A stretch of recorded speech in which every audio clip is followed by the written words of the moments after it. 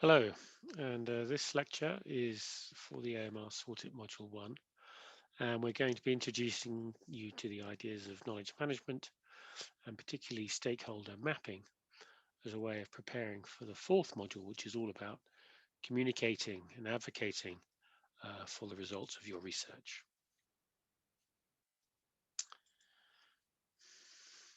So Aristotle once said, for it is not enough to know what we ought to say, we must also say it as we ought. Now, ironically, that's not as clear. But what it really means is the impact of what you're saying and how you say something is just as important as the content. And he had this idea, which I think actually remains valid even today, that effective communications, and in his terms, winning an argument, required three elements. That is ethos. The person has to trust you as a credible source. Your work is ethical. Logos, which is logical, i.e. research evidence, and that's why we spend so much time producing quality research papers, and that speaks to the mind. But also pathos, emotion. You have to explain with a story why something really matters, and that's the heart. And that sometimes can be thought of as a three-legged stool, and the advantage of a three-legged stool is it never wobbles. So here is the classic research cycle where we think and plan for a piece of research, identifying where there are priorities. We undertake the activity and we discover new things, new ideas, new evidence. We bring that together and analyze it, and that's what's published in a research paper. But in order to have impact, what we need to do is then share that with others to influence their ideas, their thinking, and their behavior. Now, knowledge management, and it's mentioned a few times throughout the sorted course, is all around the kind of research environment. It's around how you do literature searching. It's about how you identify gaps and set priorities.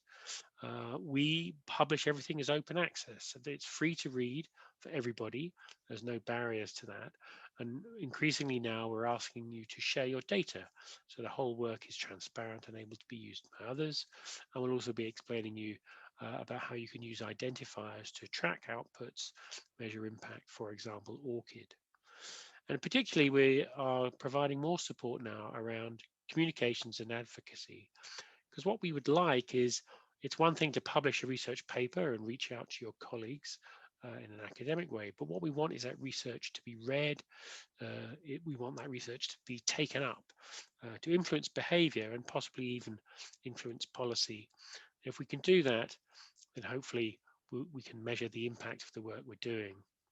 If we put that into the terms of sort it, and particularly within AMR, we have this engagement with stakeholders at the beginning where we define the priorities, we undertake the research, and then we provide this support to produce the research paper, which again is a credible source. And then we use that to advocate for change through effective mechanisms of knowledge sharing and uptake. And that's organized through these four modules. The one you're on today is to do with developing the research question and understanding the data you have and really being clear on what the data you have, which questions it can answer. Next module, next week, is around the correct methods for analyzing those data and showing significant changes or differences or trends where they exist. And then 6 months from now, you'll be hopefully writing that up and presenting an academic paper which will present those findings in a organized and credible way. And then module 4, what I'm talking about today, is really about how you take that information and communicate and advocate for any changes that you may have. So there are two things going on here. On the research side, and research methodology is very much this green inverted triangle. You build your case to a conclusion, you use scientific method, you use scientific language, and that builds credibility, certainly amongst peers, that what you have done is recognized by others as appropriate. And you're very transparent, you provide the caveats, limitations of your study, and you explain in detail what you've done. You give them the data, and that leads you towards an objective and hopefully unbiased opinion as to what this is telling us. And that's really what modules 1, 2, and 3 of the sort is all about. In module 4, we have to turn that around a little bit because we're now communicating and advocating, sometimes with people for whom the research may not be the top of their list, or may not be something that they easily understand. Therefore, you start with the headline, why this is important, and then you move to the background. You take out too much jargon so that anybody can understand and access what it is you're talking about. And you limit your messages to 2 or 3 simple things with actions.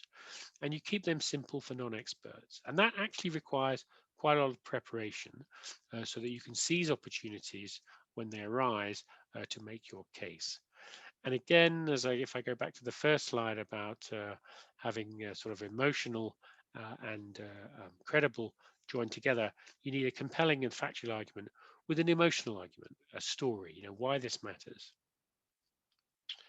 So think about yourself. What was the last thing you read or watched or discussion you had that actually made you change your behavior? And I think that's a good way of thinking about how you would then influence others. And what we will be asking you to do is to think in relation to the work that you're doing, who are your target audience? And we're calling them stakeholders here.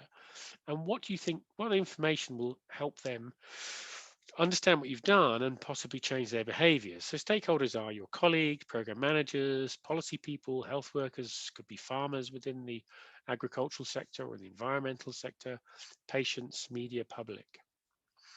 And therefore, you need to be clear. These may well be non-experts in your field. They may have their own expertise, but not necessarily in the field. And so you need different ways of communicating with them in plain language, perhaps in a local language, use of diagrams, infographics, other types of presentation. And so what we will be doing is helping you to support certainly a written technical brief, which provides the options in terms of the positive and negative implications for change. And that will result in what we hope will be evidence informed policy. And policy here is with a small p. We're not talking necessarily about changing national policy. It might well be the workflow through a diagnostic laboratory, or it might be the use of antibiotics in agricultural production. And so that's understanding the context. Is there going to be a time to make change? Is it going to mean a change in the workforce? What are the financial changes? And if we can put all that together in a coherent argument, then we should be able to explain the impact of making the change. So within Sort It, as I said, we have 4 modules. And by module 4, what we'll be looking at is after you've written and published your research, how you then share it in ways that will be impactful for the change. And that means creating a communications and advocacy plan. And the first step of that is stakeholder mapping, and we'll explain later what that means. On module 4, we'll also give you tools and support for writing what we will call a plain language handout. Some people will call these policy briefs, but not everything leads immediately to a policy change. But it will include how you communicate your findings, advocate for change, and what are those positive or negative implications in terms of time, money, and workforce that could make people realize the benefit. We'll also support you in creating a PowerPoint presentation. And the final one is you don't always have the opportunity or the time you'd like to explain your case.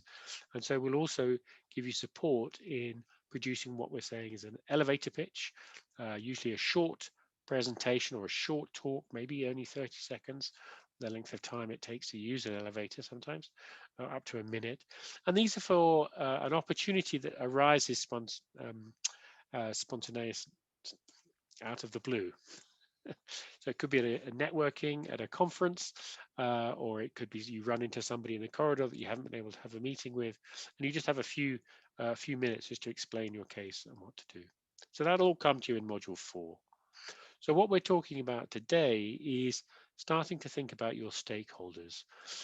The first thing is you need to write down a list of everybody who you think may have a stake in your findings, and then try and put them into 2 camps. Who of those are likely to be positive on your side, understand what you're doing and work for you, and who could perhaps hinder, maybe even work against you if you're suggesting something that perhaps is a costly intervention, and those that are in control of budgets or finance may view that negatively. And then you need to understand where they fit within the decision-making hierarchy. Are they people that actually make decisions, or are they people that influence those that make decisions? And what kind of level of interest are they likely to have in your topic? And how can you increase that level of interest so that they move to being on your side? And different groups, different people, they like to receive information in different ways. Some individuals will like to receive the academic paper because that's the way they prefer to read things. But a one-page, two-page briefing may well be something that, say, a policymaker is more interested and perhaps even more used to reading. And a committee, sanitation committee within the hospital may well have a very formal way of receiving information through a briefing paper and presentations and the like. So what we're going to say to you is think about your projects, spend a few moments with the following matrix that I'm going to show you, and start to create a stakeholder template, which is a table. It's very straightforward, to be honest. And what we would suggest is that you focus on key players, key influences, and those with a key interest in what you're doing. So what does that mean? Well, if we look at this very simple tool, once you have your list of stakeholders, you then need to think, where do they fit within this quite simple 2x2 matrix? So that is on the left-hand side, it's the amount of power or influence that a stakeholder will have. And then what's their level of interest in your doing? If we go straight to the top right-hand corner, the sort of pinky color there, the key players are the decision makers. So for those of you that are working within ministries, they'll be the decision makers within your program. Now, often, not all of us have access to the top person who may well be making a decision, but we may have access to something that influences them. So that's the purple box. So that may well be an advisory committee or an advisory person. So you need to think about, how are we going to reach them, engage and consult. Often decision makers may not make a decision unless they've heard from the people that they trust. Again, that credibility to advise them on making a change. The third group is key interest. Now, they may have very little a direct power or influence, but they may have a very strong, what we would say would be a vested interest in the subject. So in something like antimicrobial resistance, that could easily be consumers of agricultural products, or people who are drinking the water in an environmental situation, or patients within a hospital.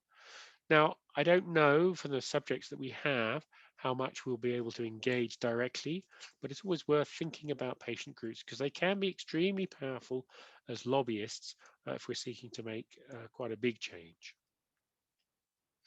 So this is what a stakeholder map looks like in this instance. It's just a simple table with some headings across the top. Who is the stakeholder name? What are their contact details? What type of impact are they likely to have? Is it going to be high? And that's in relation to their influence and power. And what is important to them? Put yourself in their shoes, try to understand why they may have a different opinion to you. And that should help you decide if they're likely to be positive or negative with respect to the change you're making. And when you add all those kind of considerations up in the final column, you then need a strategy for how you're going to work with them. And it could well be it's more than one approach, and it may well be you have a conversation with them initially, and then come back to them with a brief, and then maybe set up a more formal meeting, and then maybe provide them with the research paper. The example here is an example, and therefore it may not match your context. So just be very careful. But in the resources section, there is a blank template, and you can use that to create your own list. And we're going to help you just now. So when I say you're going to make a communications advocacy plan, this is what it looks like. It is relatively simple, and it is the column at the end here. Now, be aware, this is a document for you. It's not a public document, so you can be very candid about the comments that you write. You can put people's actual names and emails into the sheet, and you can say something like, met with Dr. X, he seemed particularly disinterested in what we were doing, or doesn't want to make any change to the workflow, or things like that, because this is a document for you. Okay, so how are we going to do this? Well, we have a very short exercise. I think we're extremely busy getting our protocols finished, so we're only going to take maybe up to 30 minutes. We are going to break into groups. It depends how many participants we have and how many knowledge managers we have online as to how many will be in those groups. And we'll give you the opportunity to ask us questions, maybe start listing your stakeholders and beginning to fill in the matrix. As we say, the ones you really want to focus on are the key players and the key influencers. And within the antimicrobial resistance space, that may well be the National Coordinating Committee.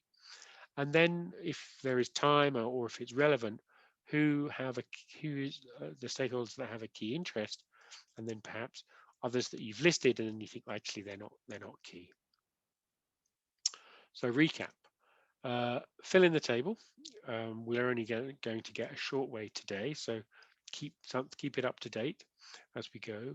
We're going to revisit this in module 3, and this will definitely be the starting point for module 4. So at some point we will need to have filled this in, and I think having the time to talk to people, understanding their position, you'll be in a much better place to work out what the strategy is. Some resources here which might be useful.